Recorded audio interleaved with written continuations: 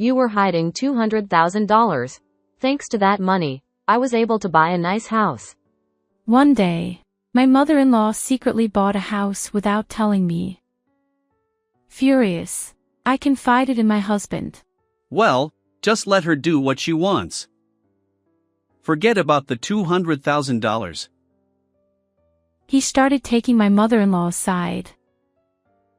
I couldn't forgive them for doing this to me. I'd sworn to take revenge on both. My name is Betty. 5 years ago, I married Matt, who worked at the same food company. Our busy work schedules made it hard to find quality time together, but we managed to get along well. However, my relationship with my mother-in-law isn't great. It all started during our marriage introduction at their house.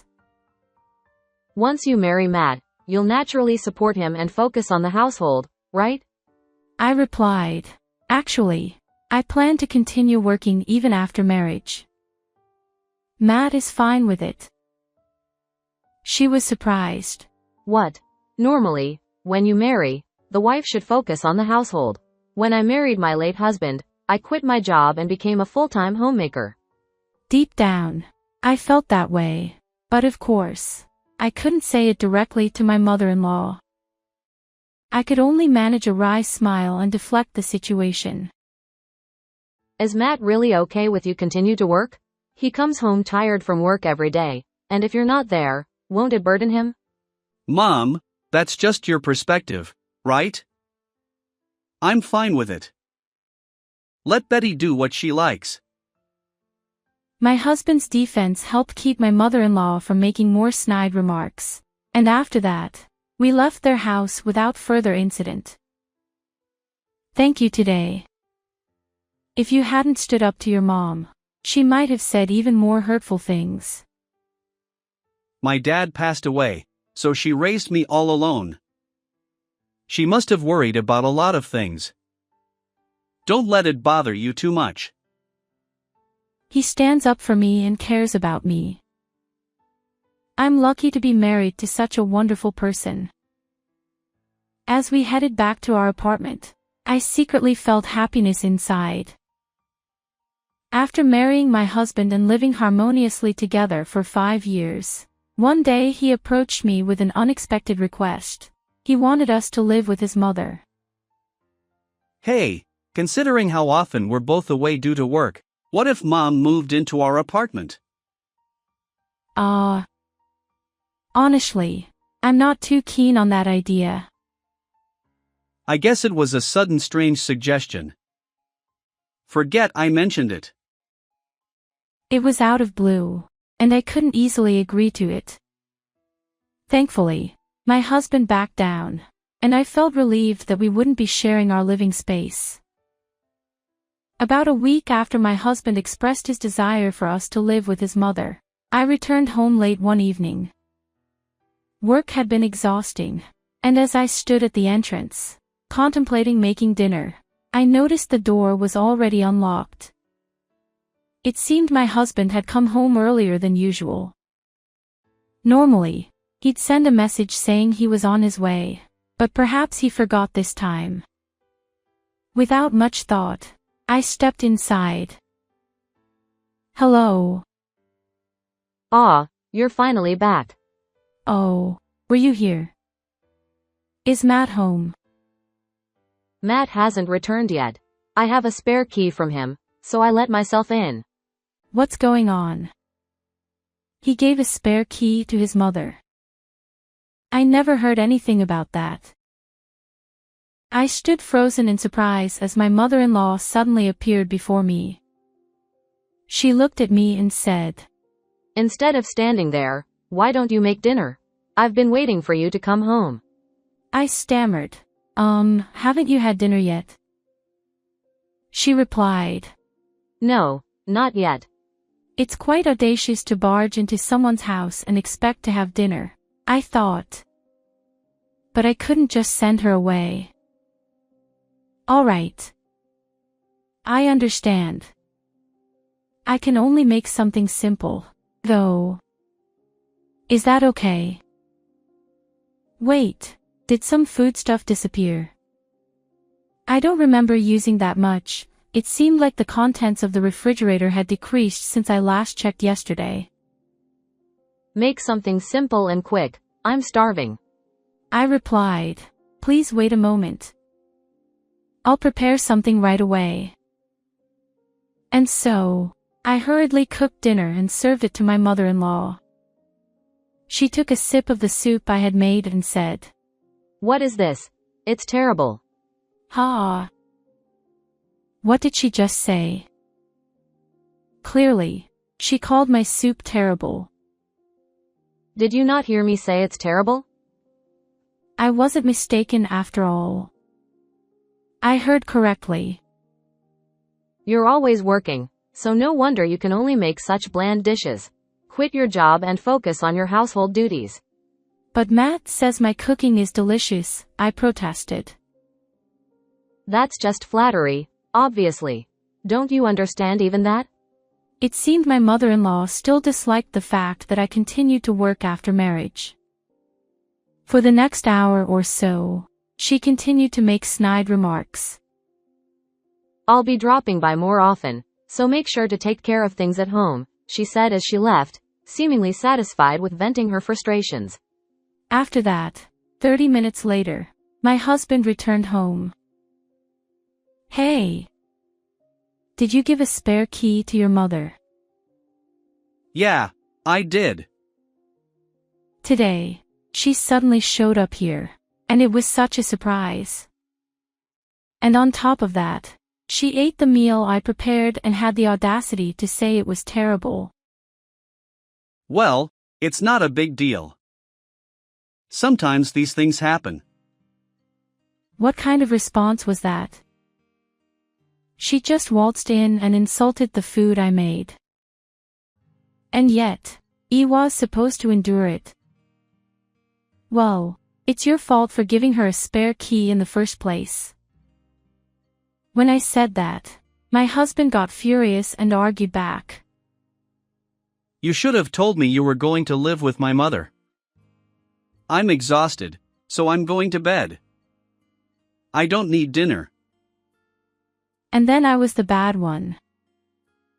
At that moment, it wasn't you who understood. With that one sentence from my husband, whom I thought was on my side, my spirit felt shattered. The next day, and the day after that. Your house is a mess, and you're not cleaning properly. The laundry is all wrinkled. It's embarrassing. Every day, she comes over to our house, complains, and then leaves. If that were all, maybe I could endure it. But it was becoming unbearable. After my mother-in-law started coming over to our house all the time, I noticed something strange about a week later. The groceries are disappearing again. And the detergent I had stocked up on is gone too. Our apartment is within a 10-minute walk from my mother-in-law's house, and it's clear that something is amiss when our food and household items keep vanishing. I didn't want to suspect her, but I was sure my mother-in-law was sneaking in and taking things. One day, when she visited our house, I mustered the courage to ask her directly. You haven't been taking our groceries or household items, have you? I hoped I was just imagining things. Her response was shockingly casual. Oh, you've caught me. She admitted to helping herself to our belongings. I would appreciate it if you didn't take things without permission. These are our household items and groceries, after all. It's not a big deal, it's my son's house anyway. Besides, you're hardly ever home because of work, so it's not wasteful to use up the groceries. How could she act so nonchalant and unapologetic? While it was true that my husband and I lived here, the audacity of her actions baffled me. Oh, by the way, I noticed you've saved up quite a bit, around $200,000. So, I used that money to buy a new house. I was dumbfounded. What on earth was she talking about? You don't need to play innocent. You've been hoarding it in your passbook, haven't you? I was quite surprised when I opened it.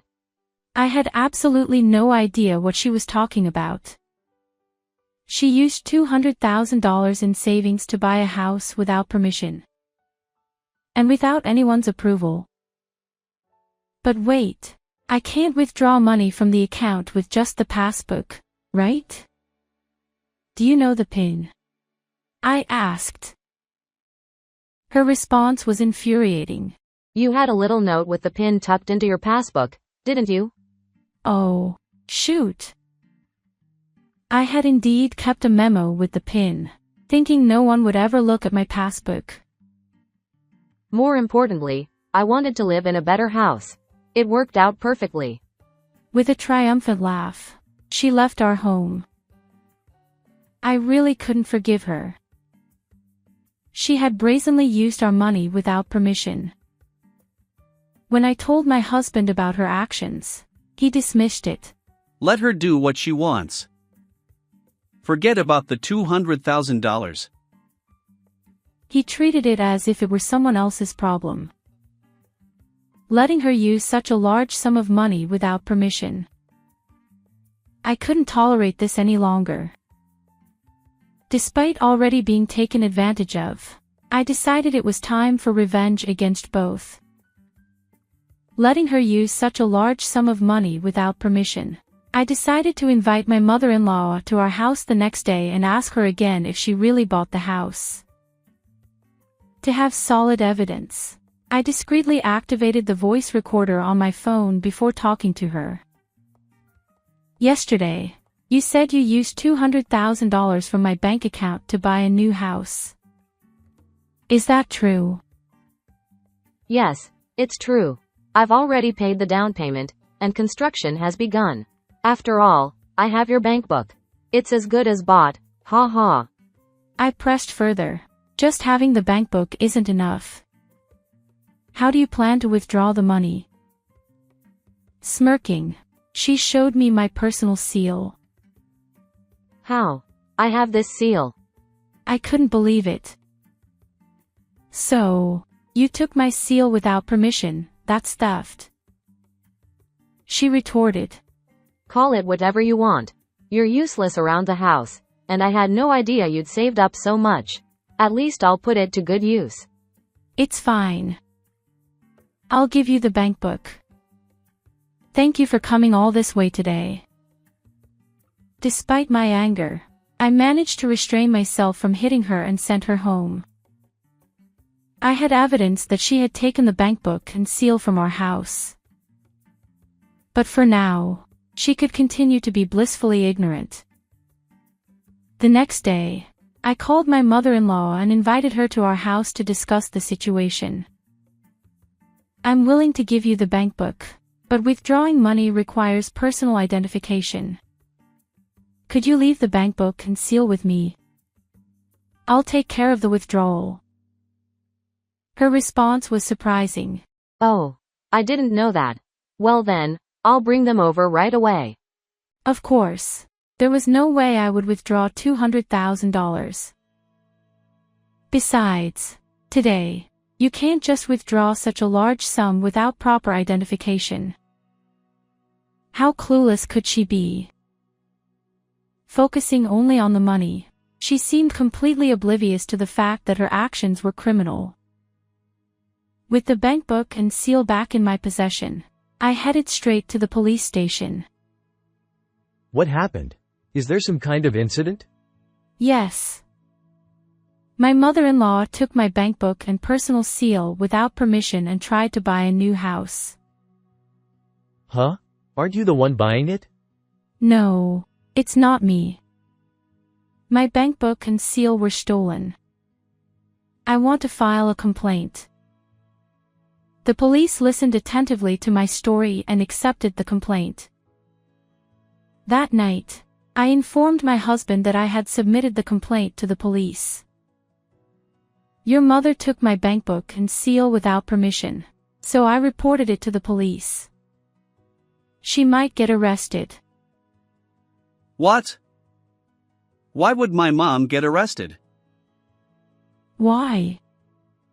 Can't you see that what she did is a serious crime? Even so, you didn't have to go to the police.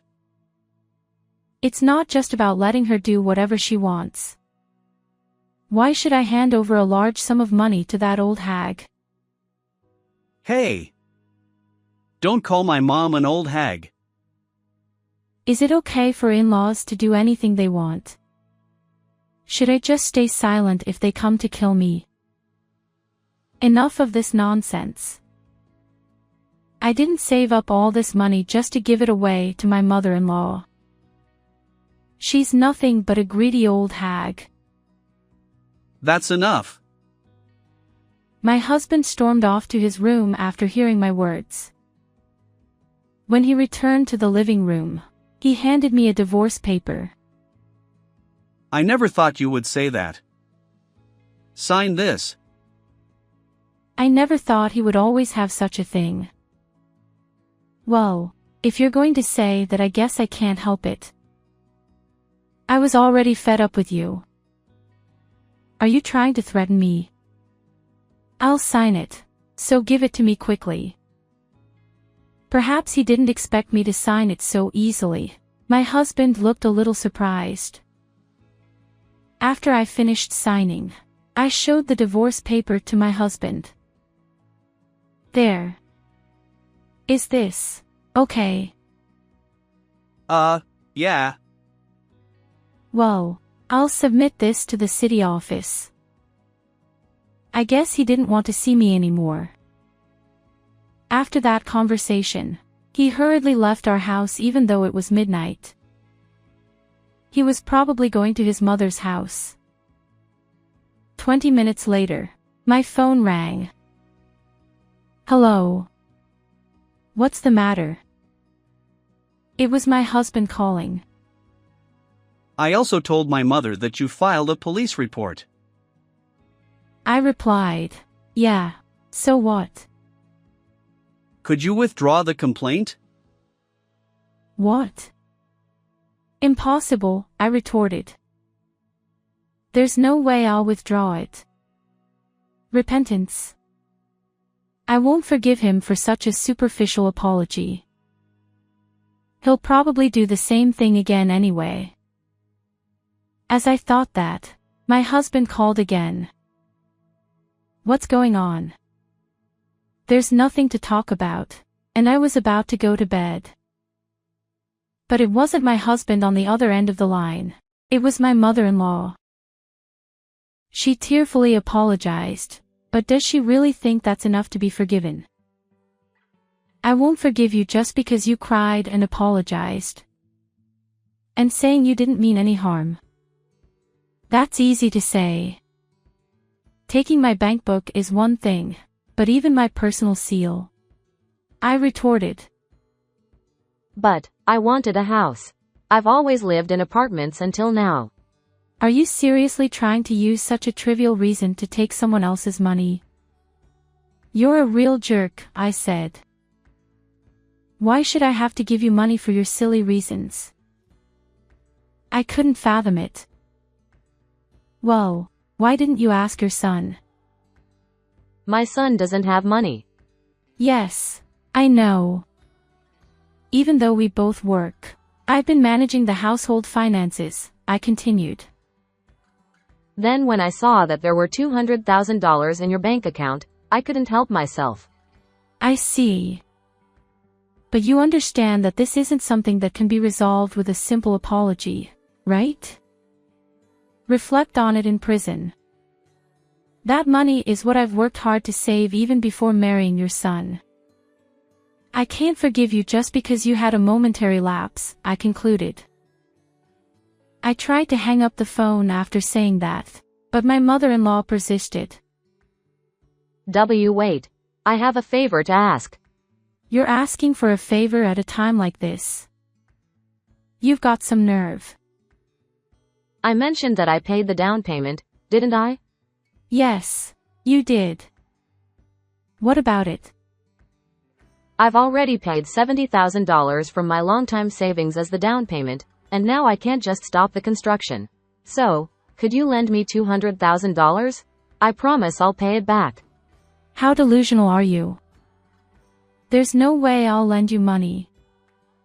Not only did you take my bank book, but you also stole groceries and daily necessities. I don't believe someone like that will repay me. But what should I do then? I have no idea. Figure it out yourself. Ha. But at my age, I can't get a loan anymore. That's your own doing. Relying on someone else's money leads to situations like this. Why don't you ask your son to take out a loan for you? I couldn't help but laugh just imagining my mother-in-law in a flustered state. I'd already said what needed to be said, so maybe I should hang up the phone then. Just as I was thinking that, my husband interrupted and tried to continue the conversation.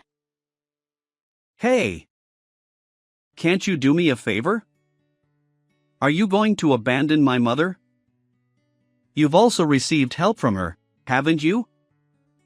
Even if it's not the full amount, please help her out. Ha! I haven't received any help from her. She comes over every day, makes snide remarks, and leaves. She even has a spare key, but she never helped with household chores. What exactly do you mean by help?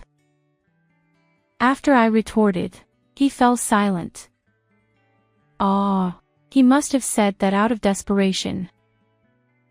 Perhaps he thought appealing to my emotions would get him some assistance. Then, that's how it is. I won't offer any assistance. Good luck. Wait.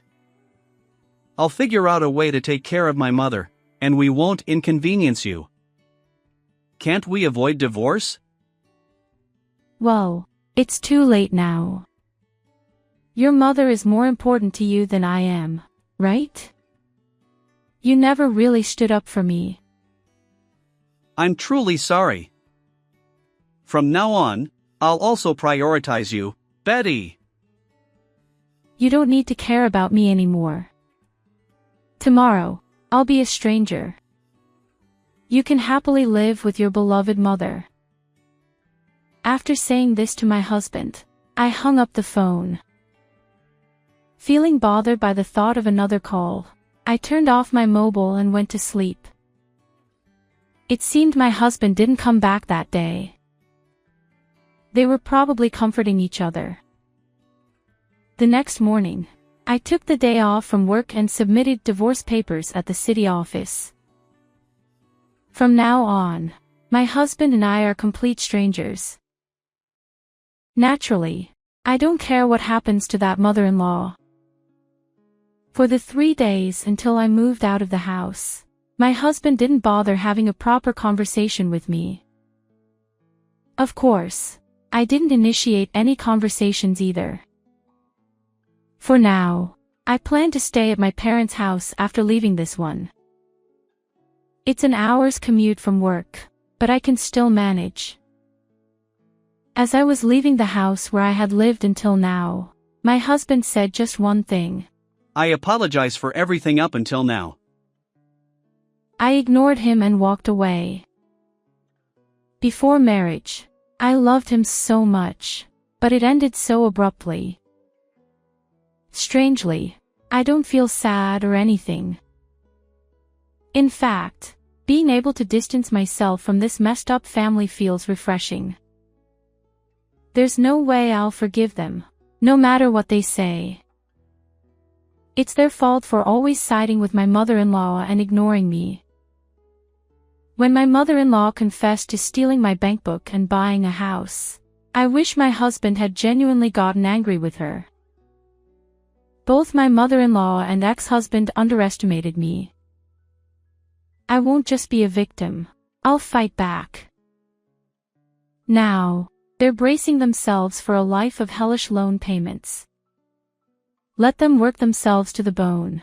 It's what my mother-in-law wants. They both brought this upon themselves. Serves them right. As I drove toward my parents' house, That's what I thought. A week later, the police called to inform me that they had arrested my mother-in-law on suspicion of theft. Apparently, the fact that we weren't living together was crucial evidence for the arrest. If you had been living with your mother-in-law, we might not have been able to make the arrest. There was a possibility of it falling under the category of familial theft.